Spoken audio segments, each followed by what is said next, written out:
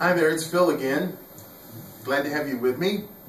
And today we're going to be talking about what everybody's talking about here in SoCal and certainly across the country, and that's Christopher Dorner and the incidences that have happened over the past days.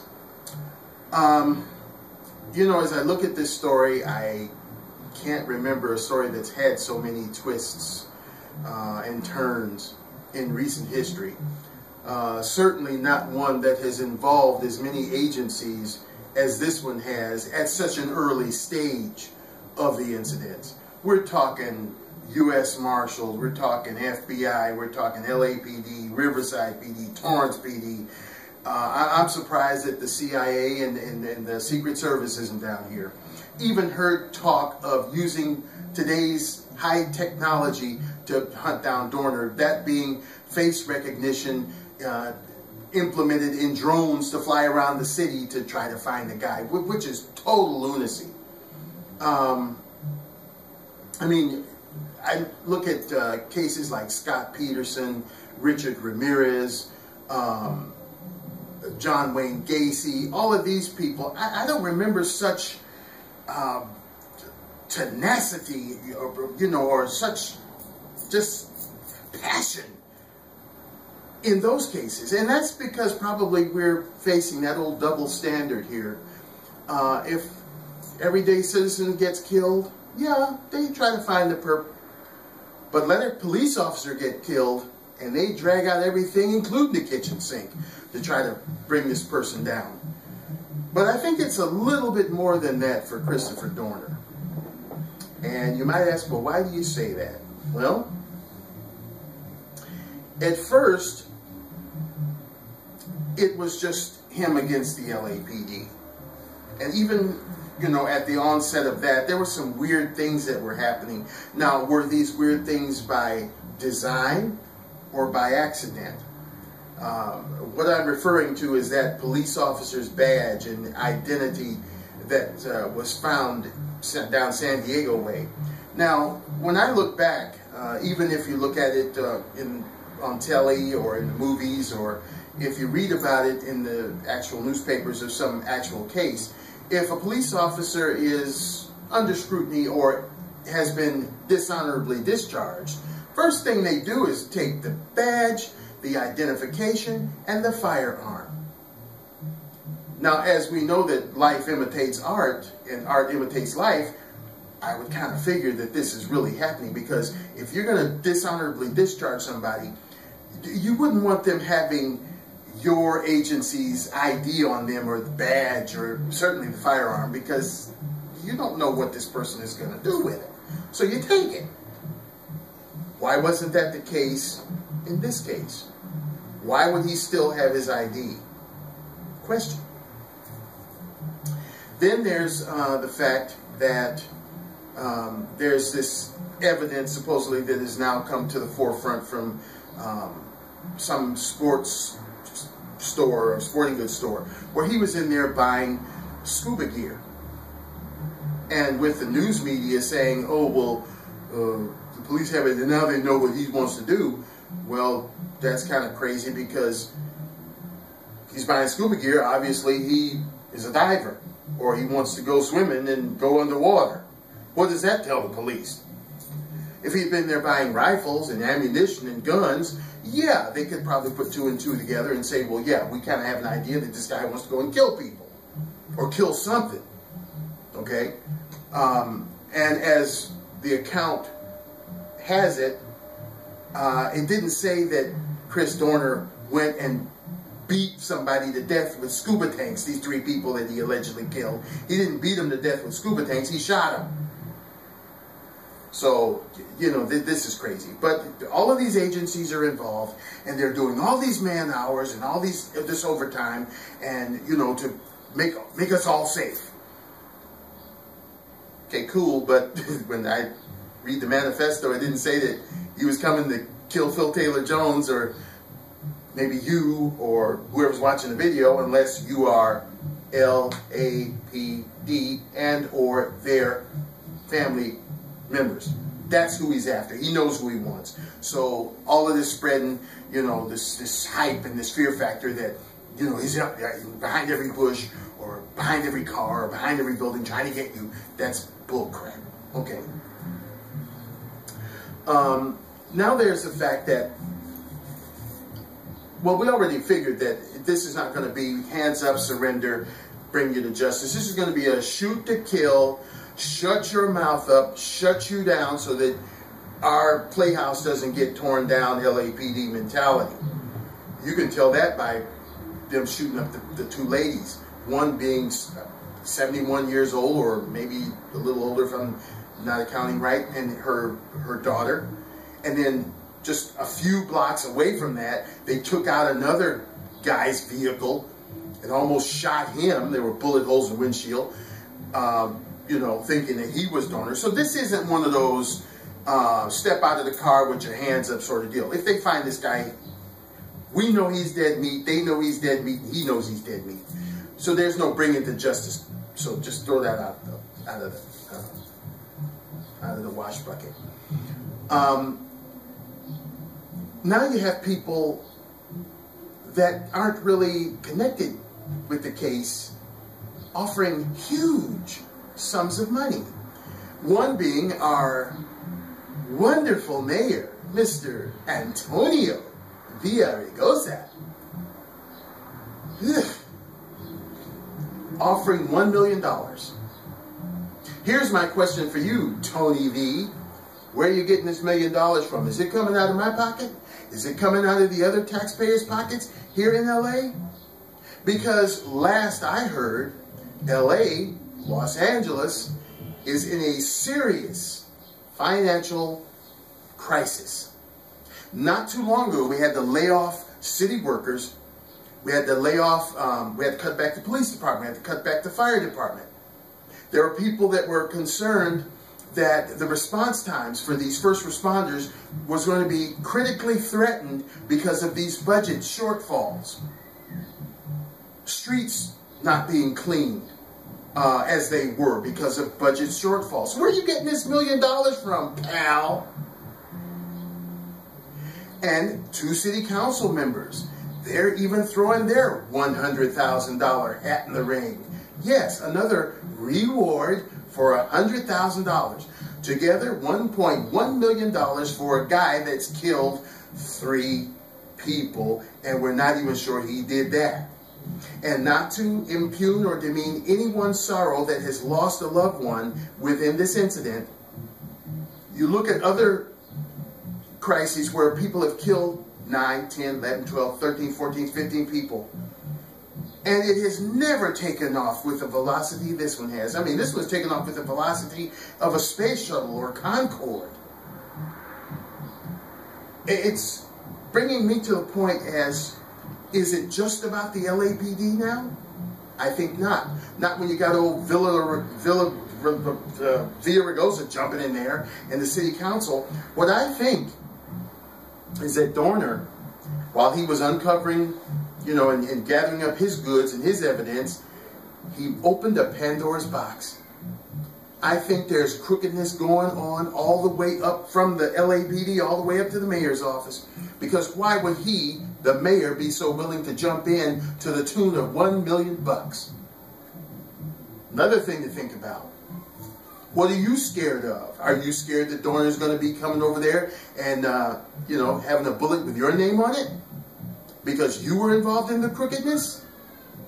And we know that this character is a very shady character, Mr. Villaraigosa. Yeah. Makes you think. Then, you know, there's this, this thing about this supposed reward. The police were so very, you know, astute in saying, we want to make this perfectly clear. This is not a bounty. This is a reward. We don't want anyone going out there and being involved in any vigilanteism or any, you know, trying to take down this very dangerous criminal. We don't want that. We just want the information. Well, I've got 2 ideas on that, or issues on that. One, You can spin it any way you want, LAPD or mayor's office or city council. It is hard times in the land of plenty. And you dangle a $1.1 million carrot in the faces of people that are hungry. Yeah, some of them just might risk their lives to go find this guy so they can get that 1.1 mil. You might have even created blood in the streets, a pandemonium. Because everybody that remotely looks like Dorner, which is any big, black, buff guy, is the target. To shoot first and ask questions later. The police department has done it, so if they can do it, and they're supposed to be the ones that protect and serve, then why wouldn't a normal, everyday Joe Blow citizen do it? And not because they necessarily are wanting to gun somebody down, but because it's been presented. You need to be careful before you present these kinds of things. You don't know what's on the minds of people. You don't know how hungry they are and how hard up they are. Yeah, there's Dorner right there. Bam! You know, the guy's just as dead. They roll him over. Oh, that's not him. The guy's just as dead. So I think that was very irresponsible for you to do. And then here's the other issue I have. Okay, so LAPD obviously is getting a little more than nervous now. Even with their wonderful Charlie Beck, chief, you know, standing there smirking and you know, smiling and, oh, we're not too worried about that. You know, well, maybe he is a little more worried about that than he claims, because now with this $1 million reward, they're asking the public to help them do their jobs. Help us stop Dorner. Don't ask us to do your job. Funny thing, you didn't ask us to help you create Dorner. Did you? You didn't put anything out there while you were, you know, downtrodden in this man and defaming his character and all. You didn't ask for an iota of help. Now, when the worm is turned and now your necks are on the line, you call on the public. No. You get out of this mess yourself. You creep around in your little Crown Vics and your Dodge Chargers with your guns and your badges and your nasty, filthy, raunchy attitudes. Okay? Since you're so big and bad, go out there and catch them yourself. Don't ask us to do it. And again, I say, when I'm speaking about the LAPD being, you know, under this cloud of suspicion, under this cloud of filth and corruption, I'm not talking about all the officers that are out there protecting us. I'm not talking about all the decent supervisors and administrators that are out there or inside, you know, coordinating this effort. To you guys, much kudos, and we're happy to call on you if we get in trouble or if we need police assistance, because we know that you're out there day after day, 24/7, 365, towing the line, doing what you say on your car doors. That's protecting and serving us. So to you, I thank you. But to you dirtbags out there that created Dorner and now are scared crapless that he's going to actually get you, you go out there and catch him yourself. Don't expect us to do it, and don't dangle this $1.1 million carrot in front of our nose and expect us to fall over and fall in with you to try to clean up your mess. Do it yourself. Now,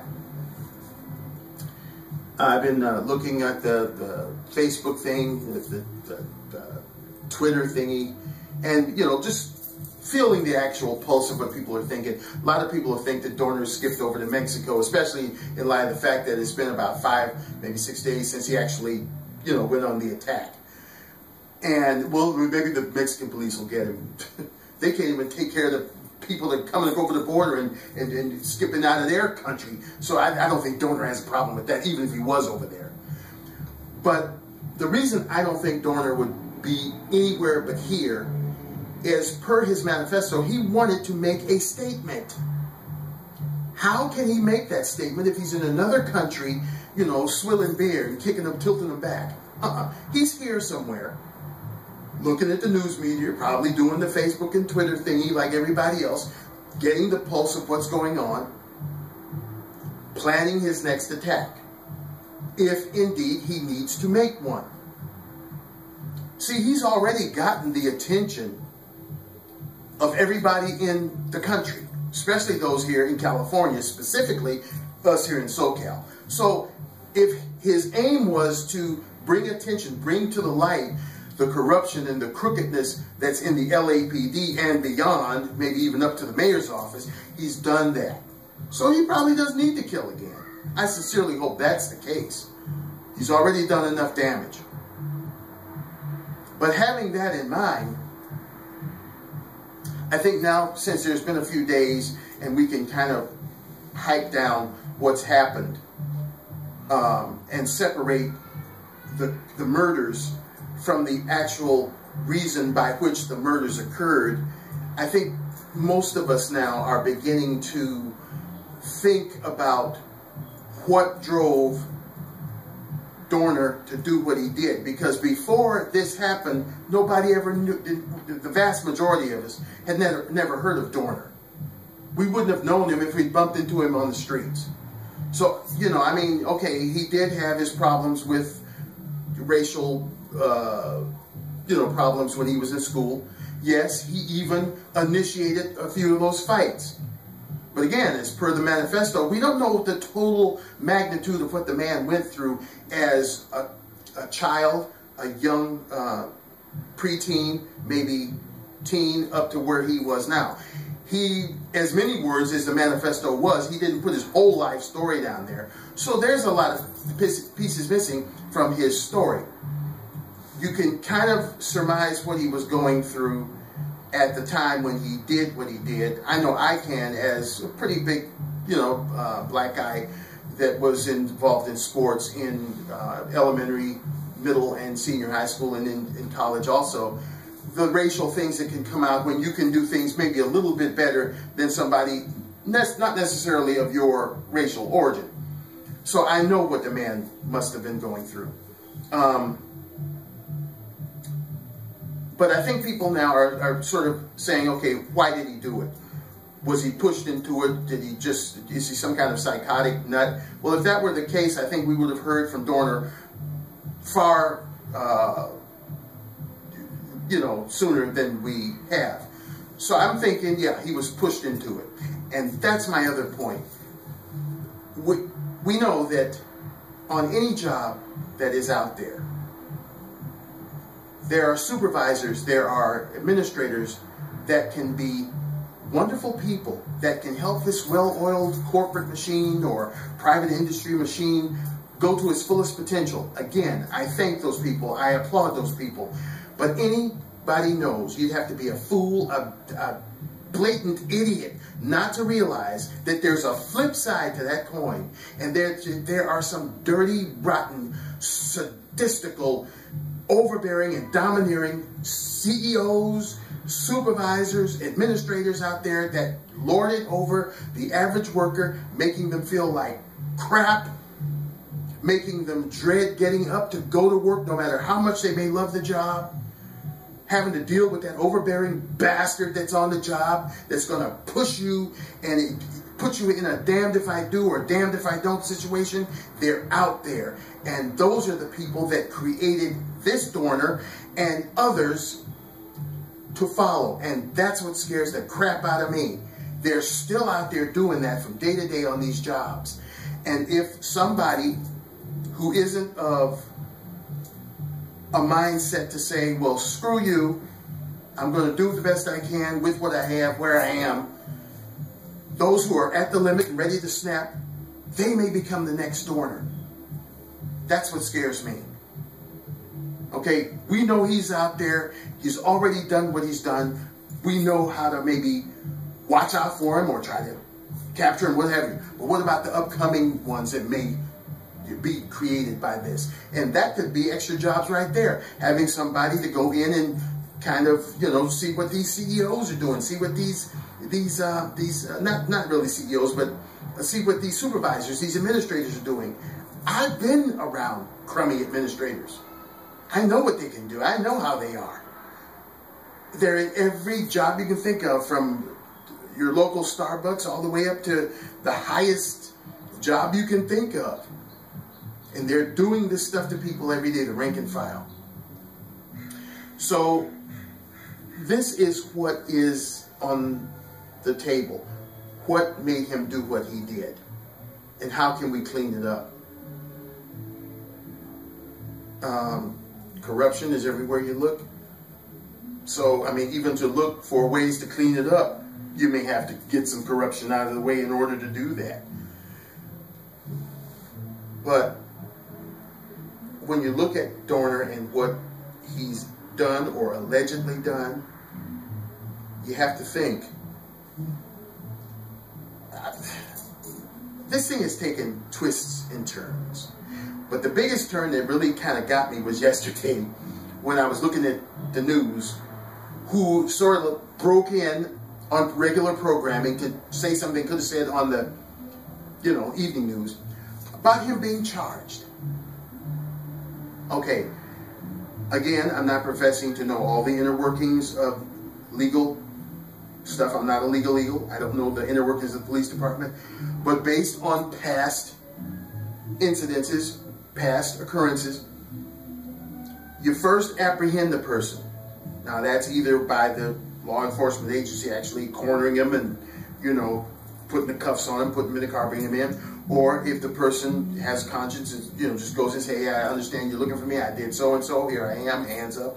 Okay, they take them into custody. Then there's this whole operation of, motive, opportunity, means. Where's the smoking gun? Where's the bloody knife? Where's the bloody baseball bat or crowbar? Whatever means by which you bump the person off. Okay, we got that. It's tagged as evidence 647-G. Then, did you have the opportunity? Yeah. You were at the behind the warehouse at the same time the person that was murdered was there. We've got 5 witnesses that can place you on the scene. Okay, so that's tight. Then, did you have a motive? Yeah. He stole my wife from me. She stole my boyfriend from me. He stole my car. They took my business. They tried to, whatever it was they did. So you had a motive. You had a reason to do this. Okay, after you get all of that stuff bagged and tagged and your forensic evidence and all of that, DA's put his case together. Now it's time to charge him. They've charged this poor fella and he hadn't even been caught yet. It hasn't really even been ascertained as to whether or not he actually did it. I haven't heard of any eyewitnesses. They're just going on, yeah, he did it. Let's charge him. Crazy. Another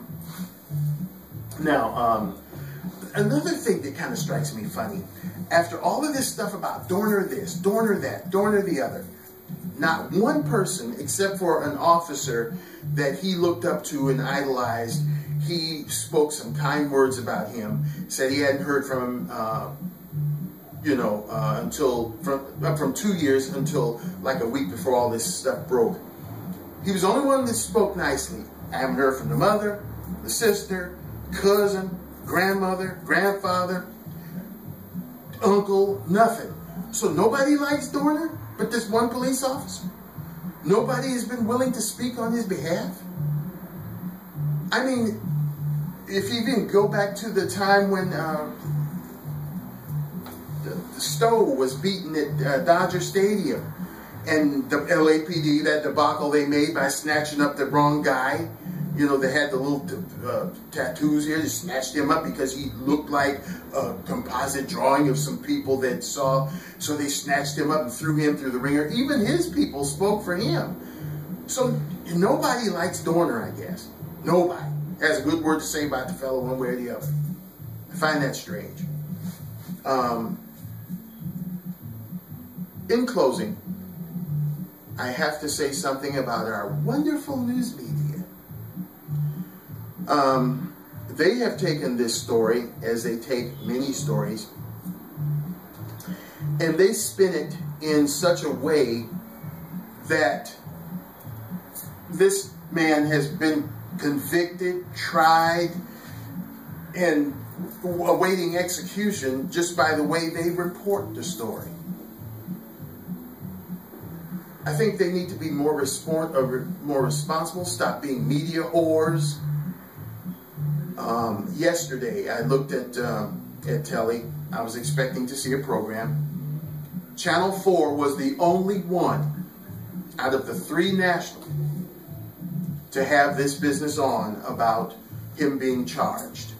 Channel 7, regular programming. Channel 2, regular programming. But Channel 4 had to air it. And, you know, it's the funny way they just keep rambling on, saying the same things over and over and over again. The story is dead. Go off the air. No, they keep it rolling and keep it rolling until, I guess, their stage directors or whatever say, okay, cut, give it up. You beat the poor dead horse to death. You know, there's a dead horse, you still beating him. Cut, you know. They need to be more responsible about what they say and do, because what they say may have impact on those that are actually watching. So, where we're going to go with the Dorner case, I don't know. Sincerely, I hope that there are no more murders, because killing is never the answer. You know, I know he was driven to the point of way beyond, but, you know, it's never the answer. When you kill one person, you don't just kill that one person, you kill a multitude, because you don't know how many family members, how many friends are going to be affected by that. So murder is definitely never the answer. And I'm so sorry that he didn't have another avenue by which to turn instead of taking somebody's life. I never would condone that. And to anybody out there that may be at that point where they're ready to snap, do your best, your utmost to find some other avenue besides taking another person's life. That's never the answer. Never. Once again, I thank you. There's been a lot of interest in this video, or the previous video. There's been lots of comments and subscribers, and I certainly appreciate that. And if you feel so inclined to subscribe to my channel, I would appreciate that and welcome you.